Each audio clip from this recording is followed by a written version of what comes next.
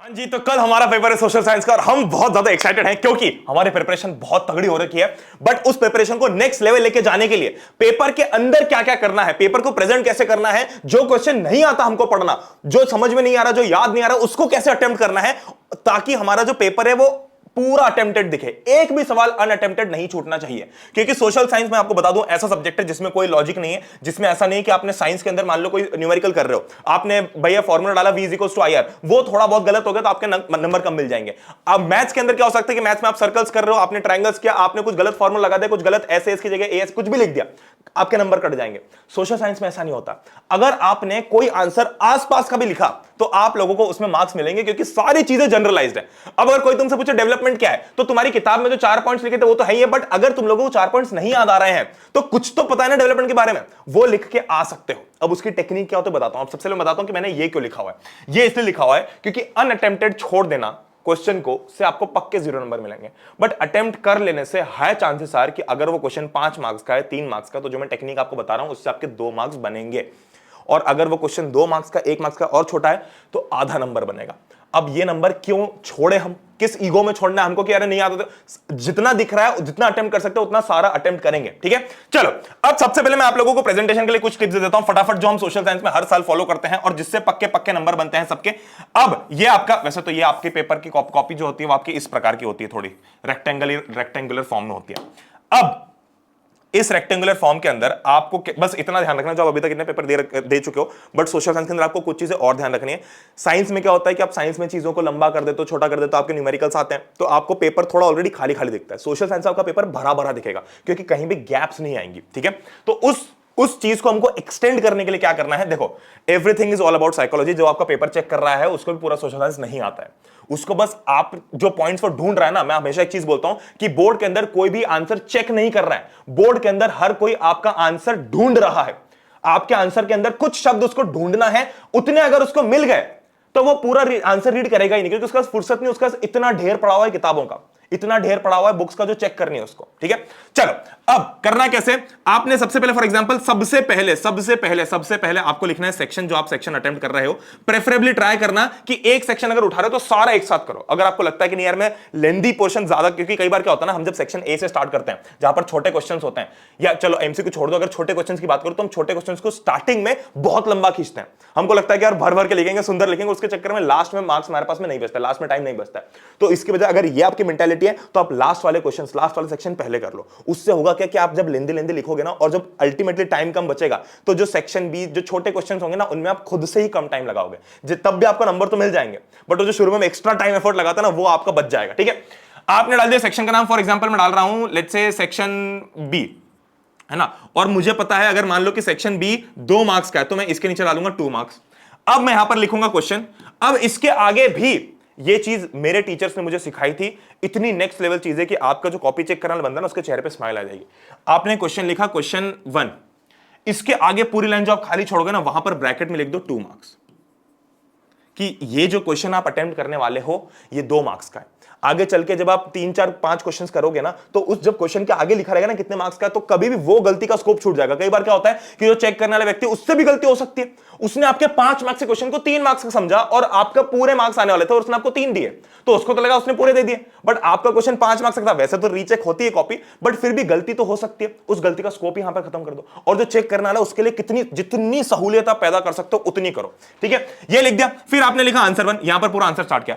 अब कहीं अगर आपका, ये तो छोटा हो गया थोड़ा, इतना बड़ा होता है, कहीं अगर आपका जो आंसर है वो सेकंड हाफ यानी कि इस पोर्शन से नीचे आ रहा है, इस पोर्शन के नीचे आ रहा है, तो इतना खाली छोड़ के अगले पेज से स्टार्ट कर दो, ठीक है। ये सबसे इंपॉर्टेंट टेक्निक है, ये बात क्लियर है। अब जब हम आंसर लिख रहे हैं तो किसी भी आंसर में ट्राई करना है कि अगर वो लंबा आंसर है, फॉर एग्जांपल 5 मार्क्स का है और उसमें पॉइंट्स 5 बन रहे हैं, 6 बन रहे हैं, तो उन पॉइंट्स को ऐसे लिख के नहीं आना कि मन से लिख दिया। जैसे फॉर एग्जांपल तुम लिख रहे हो planting of trees is a very good option to reduce let's say soil erosion, for example, उसको ऐसे मत लिखो। उसको कैसे लिखोगे, उसकी हेडलाइन लिखो प्लांटिंग। देखो ये तो मैं तुमको बेसिक चीजें बता रहा हूं, बहुत बेसिक, मतलब बहुत ही लल्लू टाइप से बता रहा हूं तुम लोगों को। प्लांटिंग ट्रीज लिखो, इसको अंडरलाइन करो, यहां पर कोलन लगाओ और यहां से पॉइंट स्टार्ट करो, क्योंकि वो जब आपका इतनी यहां पर 3-4 लाइंस लिखी हुई देखेगा ना, 3-4 लाइंस लिखी हुई देखेगा ना, तो उसका ध्यान लाएगा कि यार आपने प्लांटिंग ट्रीज के ऊपर इतना फलाना लिख दिया है, वो इस पे ध्यान भी नहीं देगा। वो ये पढ़ेगा, आपके नंबर मिले, उसको समझ में आ गया कि आपने पहला पॉइंट कवर कर दिया, दूसरा पॉइंट कवर कर दिया, हमको उसको पूरा आंसर रीड करने का मौका देना ही नहीं है, ये ध्यान में रखो बस, ठीक है। और जो भी आंसर लिख रहे हो, प्लीज फॉर गॉड सेक्स उसमें इंपॉर्टेंट वर्ड अंडरलाइन करो, क्योंकि उसको अगर इंपॉर्टेंट पॉइंट 2-3 लाइंस, आपके 2-3 वर्ड्स मिल गए ना आपके पूरे पैराग्राफ के अंदर, तो वो 2-3 वर्ड्स पे टिक लगाएगा, टिश टिश टिश, और आगे बढ़ जाएगा। वो पूरा आंसर चेक नहीं करेगा। टाइम, जब चेक करने वाले का टाइम और मेहनत बचता है ना, तो उसका मूड अच्छा रहता है और वो आपको जनरली लीनियंट चेकिंग के फॉर्म में आता है। अगर आप बिल्कुल घिचुड़ पिचुड़ कर दो पूरे पेपर के अंदर और पूरा बिल्कुल बर्बाद कर दो पेपर को और उसको ढूंढना पड़े ना, तब भी वो ऐसा तो नहीं करेगा कि मार्क्स कम कर दे, बट अनइंटेंशनली सही, जब माइंडसेट थोड़ा सा गलत होता है तो फिर चीजें बिगड़ जाती हैं, ठीक है। अब ये चीज भी क्लियर हो गई कि हमको बड़े मार्क्स को, बड़े क्वेश्चंस को कैसे अटेम्प्ट करना है। अब अगर आपका कोई बहुत छोटा क्वेश्चन है तो ट्राई करो कि हम उसको एक ही लाइन में कंप्लीट कर दें, हमें बहुत ज्यादा लंबा खींचना नहीं है किसी भी आंसर को, ठीक है। जो अंडरलाइन करने वाली मैंने चीज बताई वो करना है। 5 मार्क्स के अंदर आप जब उसको आगे लिखोगे तो आपका बहुत फायदा होगा। अब अगर कोई क्वेश्चन को आ ही नहीं रहा भैया, तो उसको अटेम्प्ट कैसे करें, ठीक है। अब मैं तुम लोगों को क्वेश्चन के साथ बताता हूं कैसे करना है। देखो फॉर एग्जाम्पल, अब मैं यहां पर आ गया है ना। अब जैसे ये क्वेश्चन है, we have to adopt a cautious approach for judicious use of limited energy resources. भैया मैंने बहुत कुछ याद किया था, वहां पर मैं पूरा ब्लैंक हो गया, मुझे समझ में नहीं आ रहा है आंसर में क्या लिखना है।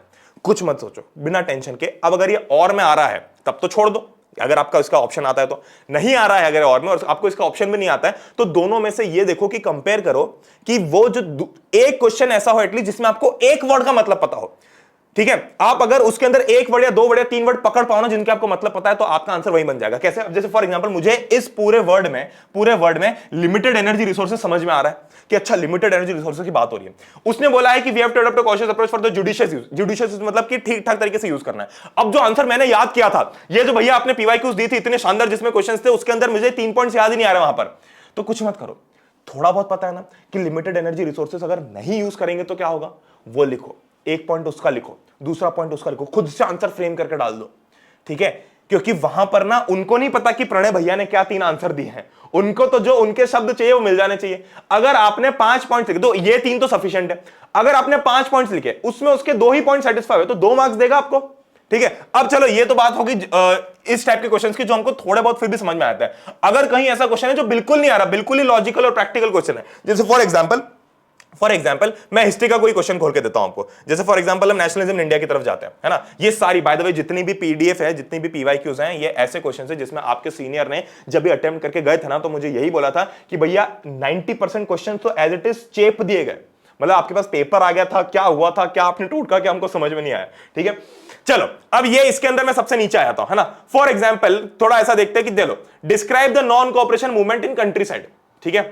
अब भैया ये तो हमको बिल्कुल समझ में नहीं आ रहा। क्यों समझ में नहीं आ रहा? क्योंकि ये तो बिल्कुल लॉजिकल क्वेश्चन है ना। अब इसके अंदर तो कुछ भी ऐसा नहीं कि हम मन से लिख दें, क्योंकि इकोनॉमिक्स है, ज्योग्राफी, सिविक्स तो है नहीं जो हम लोगों को थोड़ा बहुत भी आइडिया होगा तो लिख देंगे।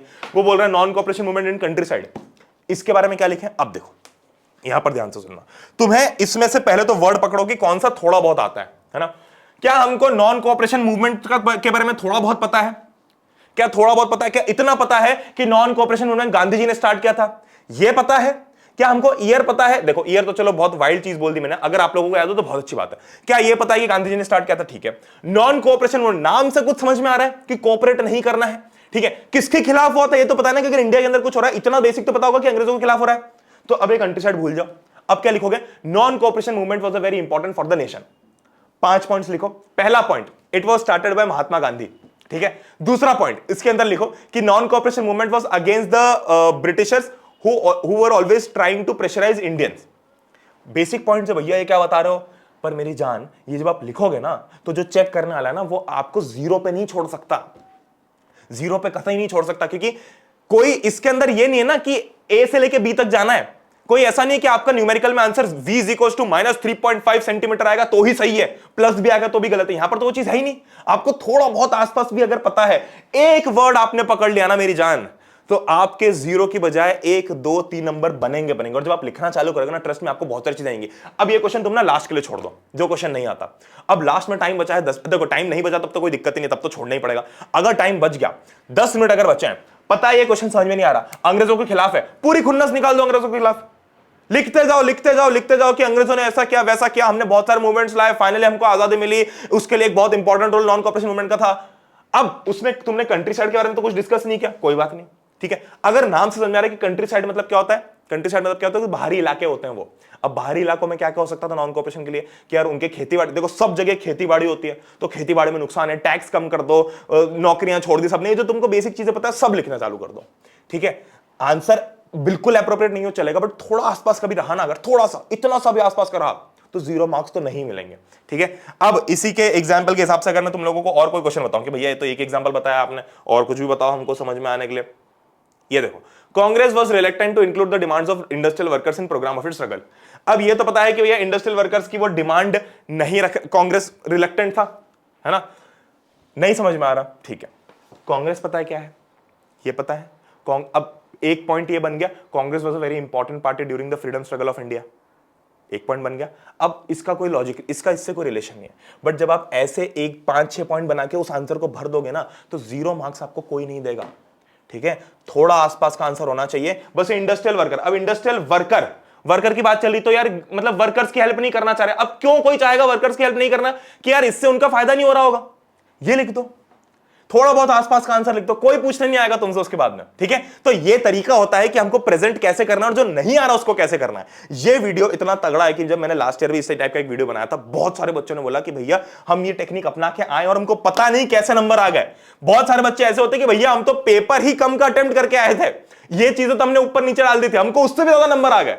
ठीक है, तो जब कोई पेपर चेक कर रहा होता है, आपका प्रेजेंटेशन ठीक होता है, आप जब मूड अच्छा सेट कर दो तो कॉपी चेक करने वाला का तो ऑटोमेटिकली आपके जो आंसर है वो अच्छे लगने लग जाते हैं और फिर आपके नंबर बढ़ने की प्रोबेबिलिटी बहुत अच्छी हो जाती है। ठीक है, तो इसी एनर्जी के साथ में कल पेपर लिखने जाना है। एक चीज का बस ध्यान रखना, प्रेजेंटेशन को बहुत अच्छा रखना, क्योंकि सोशल साइंस और मैथ्स के अंदर आंसर प्रायोरिटी होता है, सोशल साइंस के अंदर प्रेजेंटेशन प्रायोरिटी होता है, क्योंकि किसी को भी नहीं पता कि पूरा आंसर क्या है। मैथ्स में पता है कि भैया अगर ये वैल्यू 10 आनी है तो 10 ही आएगी। साइंस में पता है कि अगर ये मान लो कि कार्बन का तुम कुछ कर रहे हो तो उसमें अगर 4 प्रॉपर्टीज है तो यही 4 लिखनी है, तुम उसमें फलाना, उसमें तुम इंडिया लिख के नहीं आ सकते, यहां पर तुम हर क्वेश्चन में इंडिया लिख के आ सकते हो। ठीक है, तो यहां पर बस आसपास का भटकना है हमको थोड़ा सा। ठीक है, तो ऑल द बेस्ट कल के पेपर के लिए। आप लोग 4 क्या होगा, बस अपने दिमाग के अंदर एक कॉन्फिडेंस रखना कि मैं पेपर को जलाने वाला हूं।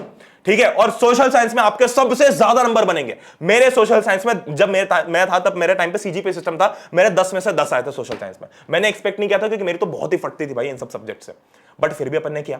ठीक है, क्यों, प्रेजेंटेशन मेरा बहुत अच्छा था, मैं बहुत प्राउड हूं अपने प्रेजेंटेशन को, मैंने आंसर सारे अटेम्प्ट किए, तो 10 में से 10 बनना ही थे और कोई चांस नहीं है कि आपके 80 में से 80 नहीं बनेंगे।